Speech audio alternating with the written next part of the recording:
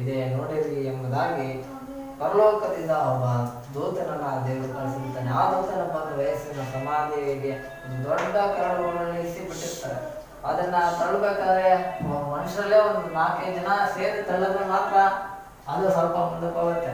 ಇಲ್ಲಾಂದ್ರೆ ಕಲ್ಲು ಹೋಗೋದು. ಆದ್ರಿಂದ ಆ ಕಲ್ಲು ಸುಮಾರು 1000 kg ಗಟ್ಟಲೆ ತೂಕ ಇರೋದ್ರಿಂದ ಆ ಕಲ್ಲನ್ನ ಒಬ್ಬ ಮನುಷ್ಯ ಅಂತ ತಳ್ಳಕ್ ಸಾಧ್ಯನೇ ಇಲ್ಲ. ಅಷ್ಟೊಂದು ತೂಕ ಇರುವಂತ ಕಲ್ಲು ಅದಾಗಿ ಇರುತ್ತೆ. ಆದ್ರಿಂದ ದೇವರು ಏನ್ ಮಾಡಿದ್ದ ಅಂದ್ರೆ ಪರಲೋಕದಿಂದ ತನ್ನ ಒಬ್ಬ ದೂತನ ಕಳಿಸಿದ. ಆ ಒಬ್ಬ ದೂತ ಬಂದು ಒಂದು ಸಾವು ಅಂತಾನೆ ತಳ್ಳಿದ ತಕ್ಷಣ ಕಳ್ಳು ತಬ್ಬಾರಂತ ಬಿದ್ದಾಗ್ಬಿಡುತ್ತೆ. ಅಲ್ಲೆಲೂಯ. ಆ ವಿಡಿಯೋದಲ್ಲೂ ಕೂಡ ನಾವು ಅದನ್ನೇ ನೋಡಿದ್ದು. ಅಲ್ಲೆಲೂಯ. ಅಲ್ಲಿ ಆ ದೂತನ ಒಬ್ಬ ಬಂದು ಆ ಕಲ್ಲನ್ನ ತಳ್ತಾನೆ. ಆವಾಗ ಆ ಕಲ್ಲು ಬಿದ್ದೋಗುತ್ತೆ. ಆಗ ಯೇಸು ಕ್ರಿಸ್ತನು ಸಮಾಧಿಯಿಂದ ಒಳಗಿಂದ ಆತನಿಗಾಗಲೇ ಎದ್ದು ಹೊರಟೋಗ್ಬಿಟ್ಟಿರ್ತಾನೆ. ಆದ್ರಿಂದ ಆ ದೇವದೂತನ ಅಲ್ಲೇ ಕೂತಿರ್ತಾನೆ. ದೇವದೂತನನ್ನು ಕೂಡ ದೇವರು ಕುಂದಿಸೋದಕ್ಕೂ ಒಂದು ಕಾರಣ ಇತ್ತು.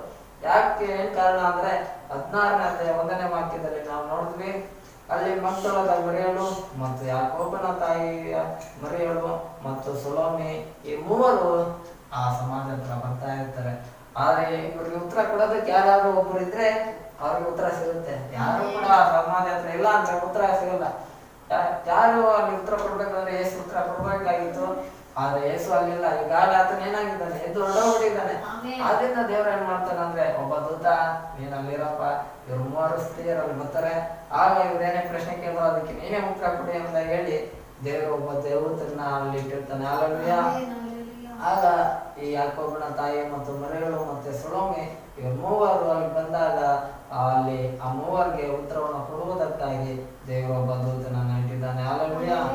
ಆ ದೂತನ ಮುಖಾಂತರವಾಗಿ ದೇವರು ಉತ್ತರವನ್ನ ಆತನಿಗೆ ಅವರಿಗೆ ಮೂವರಿಗೂ ಕೊಡುವವನಾಗಿದ್ದಾನೆ. ಅಲ್ಲಲ್ವಿಯ. ಹಾಗಾದ್ರೆ ನಮಗೂ ಕೂಡ ಏನೇ ಪ್ರಶ್ನೆ ಇದ್ರು ನಮ್ಮ ಪ್ರಶ್ನೆಗೆ ದೇವರು ಉತ್ತರವನ್ನ ಖಂಡಿತವಾಗಿ ಕೊಡ್ತಾನೆ. ಅದೆಂತ ಪ್ರಶ್ನೆ ಆಗಿದ್ರು ಸರಿ, ಯಾವ ಲೋಕದ ಪ್ರಶ್ನೆಗಳಾಗಿದ್ರು, ದೇವ್ರ ವಾಕ್ಯದ ಪ್ರಶ್ನೆಗಳಾಗಿದ್ರು ಸರಿ, ದೇವ್ರು ಉತ್ತರ ಕೊಡ್ಬೇಕಂತ ತೀರ್ಮಾನ ಮಾಡಿದ್ರೆ ಆತನು ಯಾರ ಮುಖಾಂತರವಾಗಿ ಆದ್ರೂ ಉತ್ತರವನ್ನ ನಮಗೆ ಕೊಡ್ತಾನೆ. ಇಲ್ಲಿ ದೇವರು ಆತನೇ ಉತ್ತರ ಕೊಡ್ಬೋದಾಗಿತ್ತು. ಆದ್ರೆ ದೇವರ ಪ್ಲಾನ್ ಅದಿರ್ಲಿಲ್ಲ. ಏನಾಗಿತ್ತು ಅಂದ್ರೆ ದೇವರ ಚಿತ್ತ ದೇವದೂತನ ಕಡೆಯಿಂದನೇ ಉತ್ತರ ಕೊಡ್ಬೇಕೆಂಬುದಾಗಿ ದೇವರ ಚಿತ್ತ ಇತ್ತು. ಆದ್ರಿಂದ ದೇವರು ಒಬ್ಬ ದೂತನನ್ನ ಅಲ್ಲಿಟ್ಟು ಆತನು ಉತ್ತರವನ್ನ ಅವರಿಗೆ ದಯಪಾಲಿಸುವವನಾಗಿದ್ದಾನೆ. ಹಲ್ಲೆಲೂಯ. ಅನಂತರ ದೇವರ ವಾಕ್ಯವನ್ನ ನಾವು ಓದಿಕೊಳ್ಳುವುದಾದ್ರೆ 5ನೇ ವಾಕ್ಯದಲ್ಲಿ ಅವರು ಸಮಾಧಿ ಒಳಕ್ಕೆ ಹೋಗಿ ಒಬ್ಬ ಯವನಸ್ಥನನ್ನು ಬಿಳಿ ಅಂಗಿಯನ್ನು ತೊಟ್ಟುಕೊಂಡಿದ್ದ ಒಳಗಡೆ ಕೂತಿರುವುದನ್ನು ಕಂಡು ಬೆರಗಾದ್ರು. ಹಲ್ಲೆಲೂಯ. ಆ ದೇವದೂತನ ಹೇಗಿದ್ದಾನೆ ಅಂದ್ರೆ ಬಿಳಿಯ ನಿಲುವಂಗಿಯನ್ನು ತಟ್ಟುಕೊಂಡಿದ್ದಾನೆ. ಹಲ್ಲೆಲೂಯ. ಆ ದೂತನ ನೋಡೆ ಈ ಸ್ತ್ರೀಯರು ಭಯ ಪಟ್ಟಿದ್ರು. ಏನಪ್ಪ, ಇಂಥ ಪುರುಷನನ್ನು ನಾವು ಇದುವರೆಗೂ ನೋಡಿರಲಿಲ್ಲ, ಇಂಥ ದೂತನನ್ನ ಯಾರು ಕೂಡ ಅವರು ಇದುವರೆಗೂ ನೋಡಿರಲಿಲ್ಲ.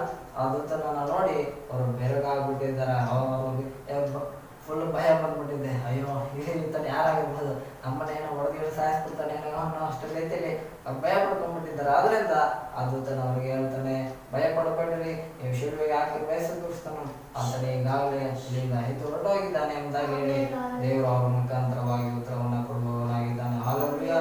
ಹಾಗಾದ್ರೆ ಪುನರುತ್ಥಾನ ಅಂದ್ರೆ ಏನಂದ್ರೆ ಜೀವದಿಂದ ಇರುವವನು ಸತ್ತು ಸಮಾಧಿ ಮಾಡಲ್ಪಟ್ಟ ನಂತರ ತಿರುಗಿ ಜೀವದಿಂದ ಎದ್ದು ಬರುವುದೇ ಅದು ಪುನರುತ್ಥಾನವಾಗಿದೆ. ಹಲ್ಲೆಲೂಯ.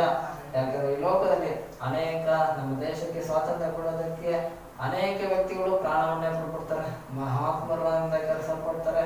ಅವರ ದೇಶಕ್ಕಾಗಿ ಅನೇಕ ಹೋರಾಟಗಳನ್ನು ಮಾಡಿ ಭಾರತ ದೇಶಕ್ಕೆ ಅವ್ರ ಸ್ವಾತಂತ್ರ್ಯವನ್ನು ತಂದುಕೊಟ್ರು. ಅವ್ರ ಸಮಾಧಿ ಇವತ್ತು ಕೂಡ ದೆಹಲಿಯಲ್ಲಿದ್ದಾರೆ.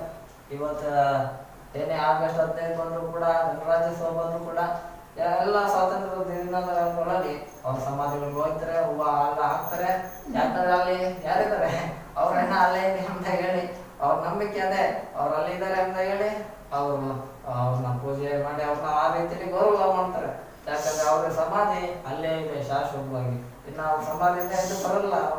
ಆದ್ರೆ ಯೇಸು ಕ್ರಿಸ್ತನ ಸಮಾಧಿ ಹತ್ರ ನಾವು ಹೋಗಿ ನೋಡಿದ್ರೆ ಆ ಸಮಾಧಿ ಈಗಲೂ ಕೂಡ ಇಸ್ರಾಯೇಲ್ ದೇಶದಲ್ಲಿ ಇದೆ ಸಮಾಧಿ. ಆದ್ರೆ ಆ ಸಮಾಧಿಯಲ್ಲಿ ಯಾರು ಇಲ್ಲ ಅಂದ್ರೆ ಯೇಸುನೇ ಇಲ್ಲ. ಹಲ್ಲೆಲೂಯ. ಆದ್ರೂ ಅದ್ರ ಮೇಲೆ ಇಟ್ಟಿರುವ ಹೆಸರು ಯೇಸುವಿನ ಸಮಾಧಿ ಅಂತಾನೆ ಬರೆದಿರ್ತಾರೆ. ಹಲ್ಲೆಲೂಯ. ಆದ್ರೆ ಯೇಸು ಕೂಡ ಯಾವ ಸಮಾಧಿಯಲ್ಲಿ ಇಲ್ಲ, ಆತನಿಗಾಗಿ ಎದ್ದು ಹೊರಟು ಹೋಗಿದ್ದಾನೆ. ಹಲ್ಲೆಲೂಯ.